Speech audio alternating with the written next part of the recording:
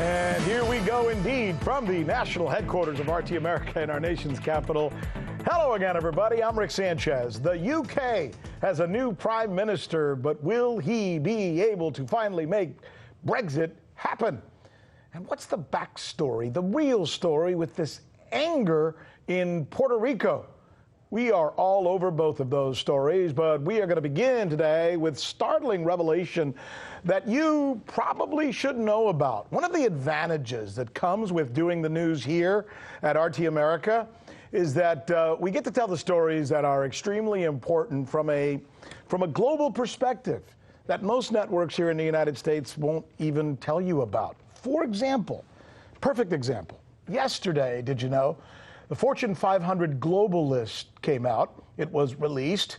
And for the first time ever, the United States of America did not have the largest number of companies in it. That distinction was officially taken over by, you guessed it, China. So here we go. Of the top 500 companies in the entire world, 129 of them are now Chinese, while the U.S. has 121 companies in the Fortune 500 global list. Now, think about this as well, because this really puts it in perspective. So just 20 years ago, China had only 8 companies in the Fortune 500. 8 companies, like back in 1999.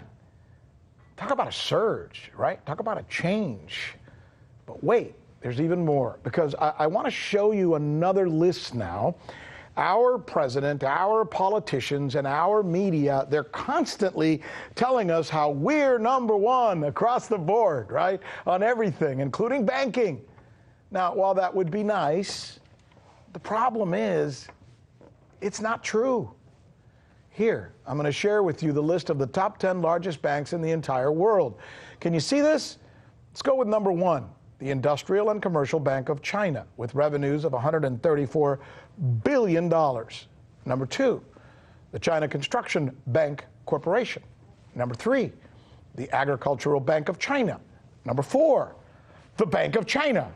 Number 5, that goes to the UK, HSBC Holdings. Number 6, this is where finally a U.S. bank finally shows up on the list, where 20 years ago we would have had the top 8, right? Which is JP Morgan. Number 7 is a French bank, BNP Paribas. Number 8 is Mitsubishi, Japanese. Number 9 is the Bank of America, and rounding out the top 10 is Crédit Agricole, which is also a French bank. I think I got those right. Nonetheless, I think you see the spirit of what we're trying to show you there, right? This is the truth about how the world is changing economically. And don't think for 1 minute that it doesn't affect our politics and that it doesn't affect our foreign policy, because it does, even if the rest of the media doesn't seem to want to be able to tell you about it.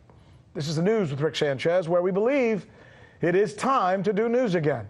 Our lead story tonight is, as much as anything else, an opportunity to try and debunk the conventional wisdom that says that we as Americans have economic worldwide supremacy. There's a Spanish proverb that goes something like this: tell me what you brag about, and I'll tell you what you lack.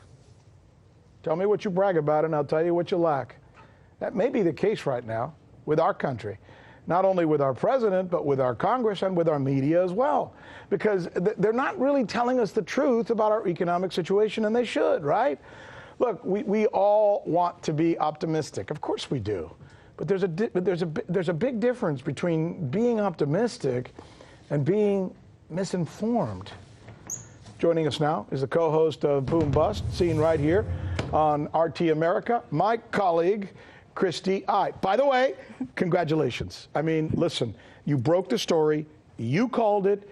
You were first to report right here several weeks ago that Deutsche Bank was collapsing. And since then, I've seen nothing but collapsing. Am I wrong?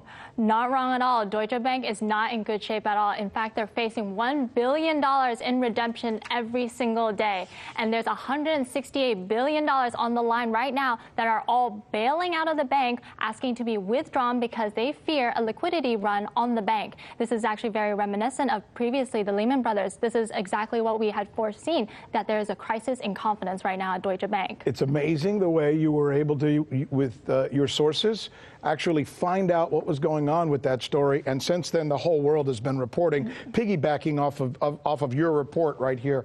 Well done, once again. All right, let's move on now to this Chinese situation.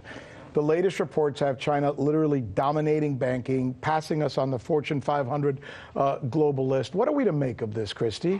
Now, this is actually a very proud moment for China because for the first time ever since the global Fortune 500 list was created back in 1990, this is the first time that a nation other than the U.S. has dominated global big business. And this is a huge shift in both power, momentum, and technology. And it really shouldn't be a surprise because back in 2015, China actually laid out a plan called Made in China 2025. They actually laid out this entire plan to transform the nation from primarily a manufacturing factory of the world into a high-tech country, a consumer technology innovation-driven nation. Now, this was their ambition. They laid out their entire plan. It even highlighted the focuses and sectors that it was going to focus on, which include artificial intelligence, green tech, green energy, IT, semiconductors, telecom, etc. And when they laid out this plan, no one took them seriously. In fact, people actually mocked them. They said that China is too big, and no one has ever done this before. It's going to be a huge overhaul to change from manufacturing into high tech. It just can't be done. Their ship was too big, and China was going to fail. They're going to fall on their own sword because they had overinvested on its manufacturing efforts. That's an amazing story, and they did it in like 2 decades. And the biggest mistake that the rest of the world made, and seemingly the United States as well, is we just doubted them. We didn't believe them. And now, what are we doing? I mean, they had a right to be skeptical because no one has ever done this before. So now in 2019, China has made tremendous progress, and finally the U.S. has started to take notice. And because of that, a lot of Trump's policies have actually reflected their fear of China catching on. So a lot of Trump's policies were meant to slow China down, to stall them. And right now, China's trajectory in the last 20 years has been astounding. So it is impossible to pretend that this is just another big player when in fact China is the biggest player in the history of the world right now. Lesson learned here is when someone tells you they're going to do something, maybe you should believe them, right? Exactly. There's one other aspect to this story that you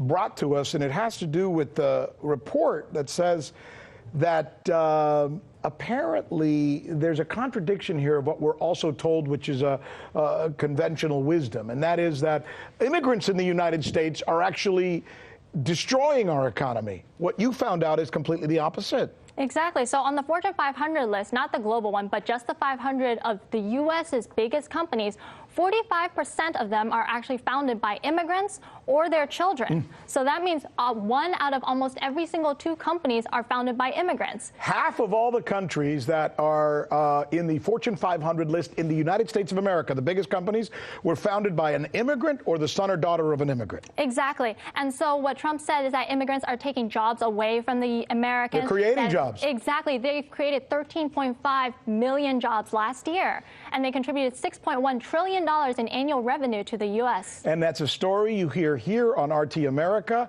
but you won't hear it on NBC, you won't hear it on Fox, and you won't hear it on CNN. And I'm proud that we're able to present that kind of story because it's important to Americans. Absolutely. Great job, Christy, as usual. So you haven't heard that we're the ones covering the stories that you won't see covered anywhere else? In Venezuela, Kazakhstan. Let's go to Hong Kong. And the media reaction to that has been crickets. How about the way we cover those stories? What the hell does that mean? Huawei, Huawei, Huawei. That's the key word in this case, uprising. Keep? Can you believe that? Watching. This is the right thing for members of the media to do, to actually pick sides. Look, if you like what you see, subscribe.